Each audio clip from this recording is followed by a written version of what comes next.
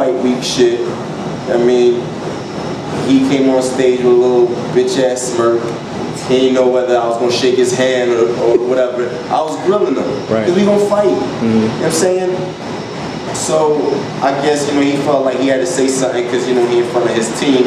You know, he came in like a punk. So he said something and we just started talking shit. It's normal, man. But then, you know, I was saying facts though. He was saying dumb shit that don't make sense. You ain't about this life. I ain't about this life. Who the fuck I am, dog? Right. I ain't about this life. I didn't have to fight Gigi. I turned down good luck to Ishe. I did Ishe a favor by going up the middleweight. You know what I'm saying? If you want to be honest, I did Ishe a favor. I went to middleweight, gave up my #1 spot to fight the dude that nobody wanted to fight. That puts motherfuckers to sleep. He put me to sleep, and he was hitting me blind. I was bleeding. I couldn't see shit. But you know what I'm saying? So I ain't about this life. Like what you talking about, dog? I ain't about this life. You live in Vegas, dude. I'm in Philly, dog. You know what I mean? What you talking about? Well, it seemed, and when I was watching it from the sidelines, it seemed to me, that's what I thought really set it off, because when I talked to him, he said what set him off is when you said check my resume, but he was the one that was bringing up the Triple G fight and was just trying to harp on that. Yeah. So, you know, the GG fight, the first fight as a middleweight, all right, whatever. It is what it is. But you know what I'm saying, like, check my resume. Look who I beat. I mean, I got legit dudes on my shit. My shit wasn't sweet. Like, who you fought? For real. You had a tough time in your last fight. Like, for real. And the boy you fought was on a week notice. You know what I'm saying? Like, come on now. So, like, I told him, I said, I'm going to son you. Because you the rookie, and I'm the vet, and I'm going to son you. Real. Then Ellerbe, I don't know what's good with Ellerbe. Yeah, I didn't understand why he jumped into it. What you getting in it for? So I told Ellerbe, I said, what, you fighting? You fighting? No, then shut the fuck up before you get smacked. For real. Because unless you in my face, because when Ellerbe talk shit, and me and him was, right now, and me and Ellerbe was walking down the hallway. And Ellerbe seated, I'm coming down the hallway. That money, that motherfucker's gonna turn around and try to get on that elevator or something.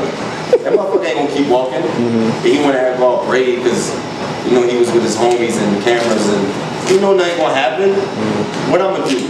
Knock him the fuck out and get locked up, fuck my money. Right. Like, come on, man. Right. You dumb as shit. Right.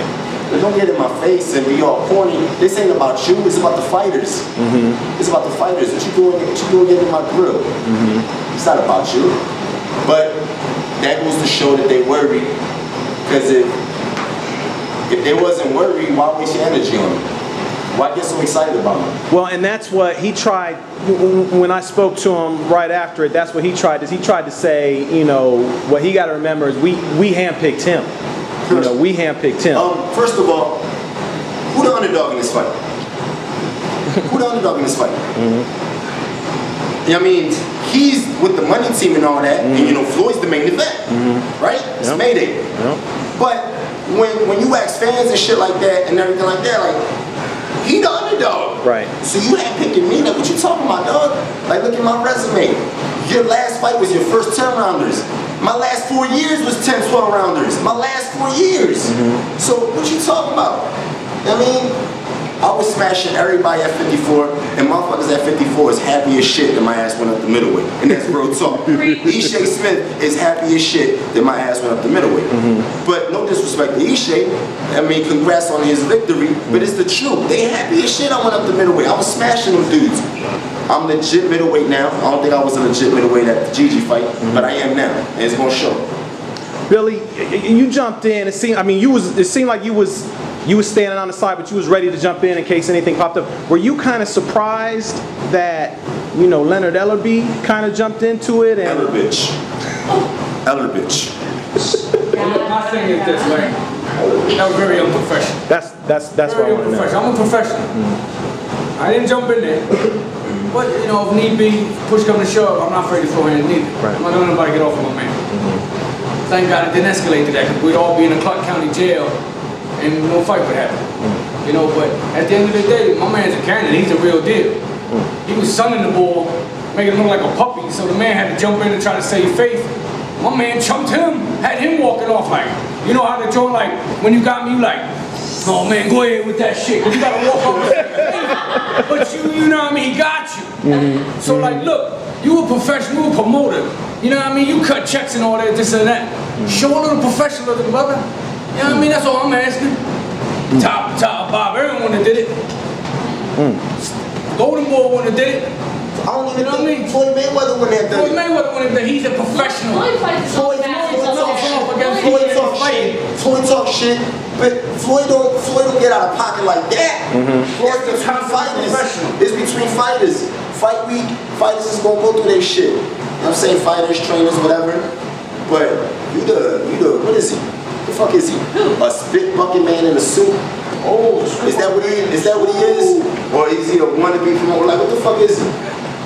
I mean, get the fuck out of here with that bullshit, man. We rumbling Saturday. And Saturday is just me and Love in that ring. There's 4 Philly people out here, and that. They thought you were gonna stay quiet. They thought you were gonna stay quiet. You think that's a real fighter? You know what I mean? He fights in the ring, he fights in the street, he fights in your house. He fights in your mom's house, fights on the porch, fights in the yard. Fights wherever the fuck you want to fight at, for real. But at the end of the day, we're professionals. You know what I'm saying? We ain't gonna come out of pocket. You know what I mean? But we ain't gonna let you chump us neither. You know what I mean?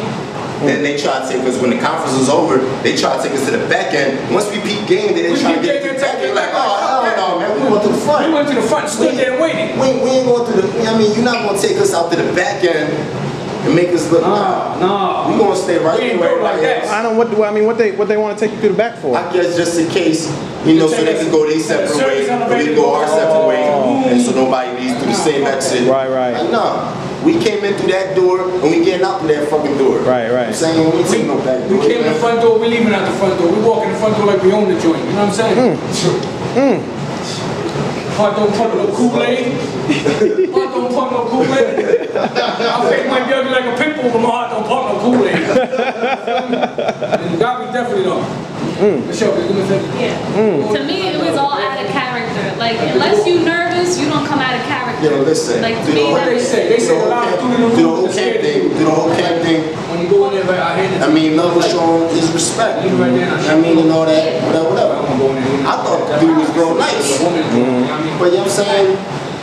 I mean, this is Love's first big stage. Right. I mean, my last fight was Madison Square Garden. I've been in big fights. You know what I'm saying? So this is not new to me. You know what I'm saying? That's that Philly shit we did right here. Look, this is Love's first big stage. I mean, he's nervous. Popping off. But it's been so respectful leading up to it's all going to boil down to this, like, you plan your fight and you fight your plan, right? But if all else fails, you got to be able to make the adjustments, right? Yep. You got to be able to dig into your bag of tricks. Yep. Well, how much bag of tricks does the man have? That's the question. You got to go in deep to get a bag. You got to go in deep to get a bag of tricks. So he flashes Floyd's money, Floyd's cars, be on Instagram, in the Phantom and whatever. I mean, flashing Floyd's shit. But at the end of the day, a real man flashes his own shit. I mean, that says a lot about his character. Like, you a sucker, dog. You trying to be Floyd. Be your own man, dog. Listen, real talk, I ain't had shit. Everything I got off the muscle. Nobody, I would never flash another man's money, dog. I would never even borrow another man's money. I got too much pride. If I'm fucked up, I got too much pride to even hold another man's money. Like, nah, dog, I'm good. I'm gonna make this happen. I'm gonna get this. I mean, so that says a lot about his character, man. So what he did today was out of character. He tried to be Floyd today. He tried to pop off. He was in love today. He was trying to be Floyd. He's in the moment. Nice camera. All right. Well, Floyd talk shit at this point. All right. You ain't about this life. Fuck out of here, dog. You corny as shit, man. You ain't even real, dog. You ain't even real. And when I bust your ass, let's see if Floyd let you hold something.